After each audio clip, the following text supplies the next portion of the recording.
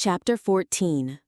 Kenan was morally certain that the Lani were of human stock, evolved, of course, mutated, genetic strangers to the rest of humanity, but human. The spaceship and the reeds proved it as far as he was concerned. But moral certainty and legal certainty were two different things. What he believed might be good enough to hold up in a brotherhood court, but he doubted it.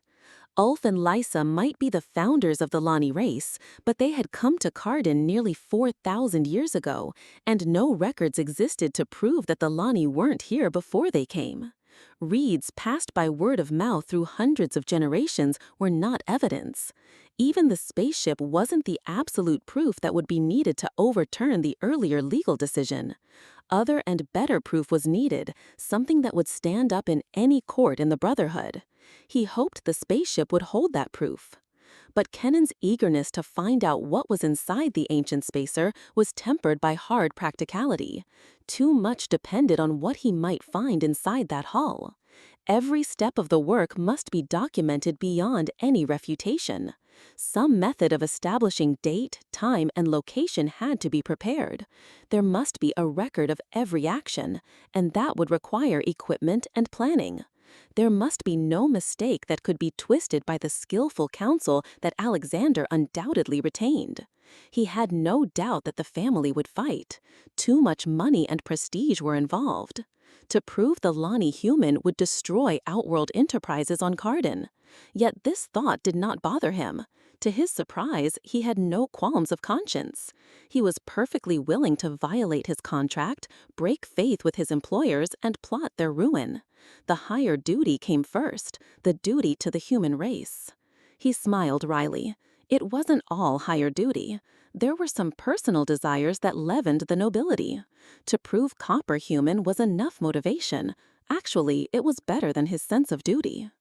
Events, Kenan reflected, cause a great deal of change in one's attitude. Although not by nature a plotter, schemes had been flitting through his mind with machine-like regularity, to be examined and discarded, or to be set aside for future reference. He rejected the direct approach. It was too dangerous, depended too much on personalities, and had too little chance for success. He considered the possibility of letters to the Brotherhood Council, but ultimately rejected it. Not only was the proof legally insufficient to establish humanity in the Lani, but he also remembered Alexander's incredible knowledge of his activities, and there was no reason to suppose that his present didn't receive the same scrutiny as the past. And if he, who hadn't written a letter in over a year, suddenly began to write, the correspondence would undoubtedly be regarded with suspicion and would probably be examined, and Dirac messages would be out for the same reason. He could take a vacation, and while he was away from the island, he could inform the Brotherhood. Leaving Flora wouldn't be particularly difficult, but leaving Carden would be virtually impossible. His contract called for vacations, but it expressly provided that they would be taken on Carden. And again, there would be no assurance that his activities would not be watched. In fact, it was probable that they would be.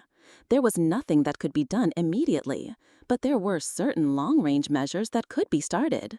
He could begin preparing a case that could be presented to the council, and Beta, when it knew, would help him.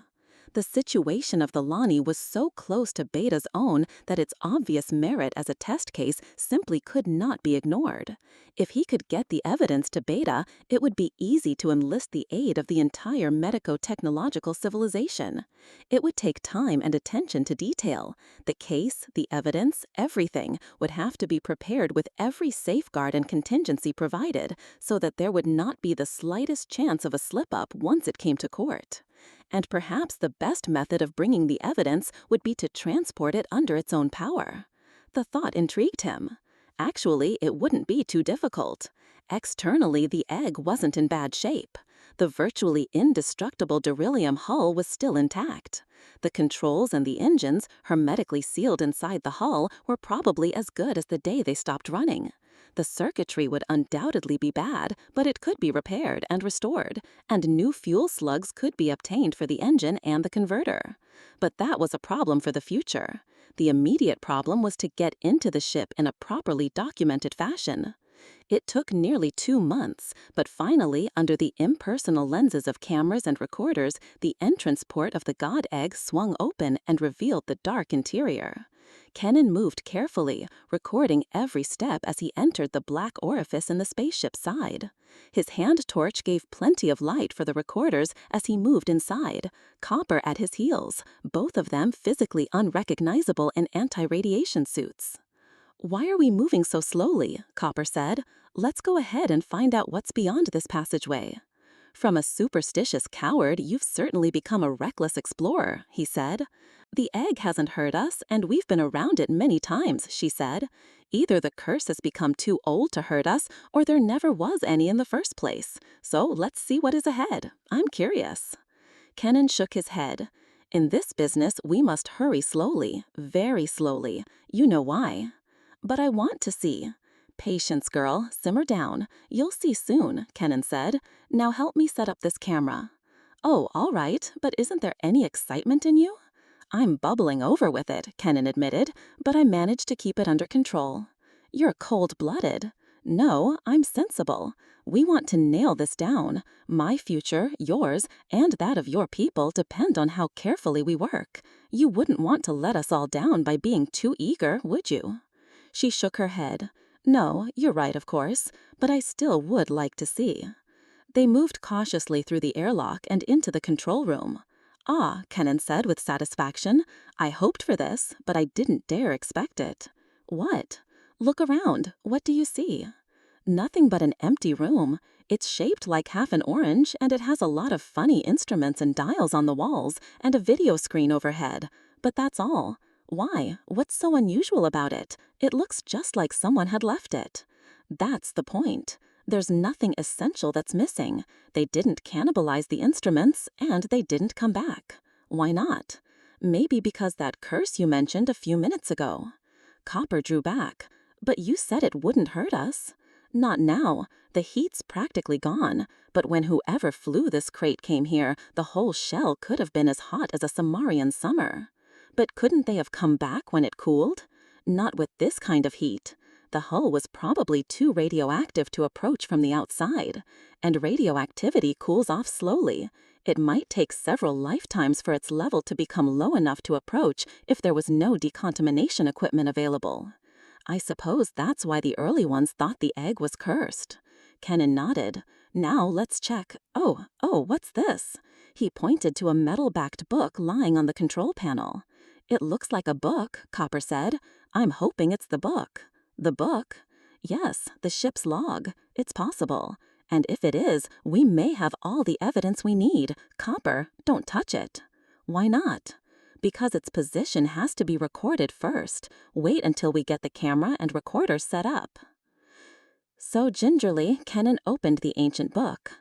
The sheets inside were brittle, crumbling with age, but he could make out the title, UNSS Wanderer, with the date of launching and a lower line which read Ship's Log.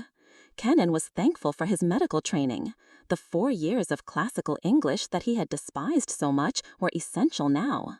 Stumbling over unfamiliar words and phrases, he moved slowly through the log, tracing the old ship's history from pleasure craft to short-haul freight tractor to obsolescence in a space dump orbiting around a world called Heaven. There was a gap of nearly 10 years, indicated by a blank page before the entries resumed. "Ah, this is it," Kenan said. "What is it?" Copper said, curiously. "I can't read the writing." "Of course you can't. It's in English, a language that became obsolete during the interregnum. I had to learn it, since most medical terminology is based on it." "What is an interregnum?" Copper interrupted. "I've never heard that word before." "It's a period of confusion when there is no stable government. The last one came after the Second Galactic War, but never mind that. It happened long ago and isn't important now. The important thing that did happen was the Exodus." "What was that?" "A religious revival and a tremendous desire to see what was happening beyond the next star. During that century, men traveled wider and farther than they ever have before or since. In that outward explosion, with its mixed motivations of religion and practicality, colonists and missionaries went starward to find new worlds to tame and new races to be rescued from the darkness of idolatry and hell. Almost any sort of vehicle capable of mounting a spin-dizzy converter was pressed into service. The old spin-dizzies were soundly engineered converters of almost childlike simplicity that could and did carry ships enormous distances if their passengers didn't care about subjective time lag and a little radioactivity. And that's what happened to this ship. According to this log, it was bought by Alfred and Melissa Wygand, a missionary couple with the idea of spreading the Christian faith to the heathen. Alfred and Melissa, Ulf and Lysa, they were a part of this ancient explosion that scattered human seed across parsecs of interstellar space. It seems that they were a unit in a missionary fleet that had gone out to the stars with flame in their hearts and gospel on their lips to bring the word to the benighted heathen on other worlds. Kennan's lips curled with mild contempt at their stupid foolhardiness, even as his pulse quickened to their bravery. They had been fanatics, true enough, but theirs was a selfless fanaticism that would risk torture and death for what they believed, a fanaticism that was more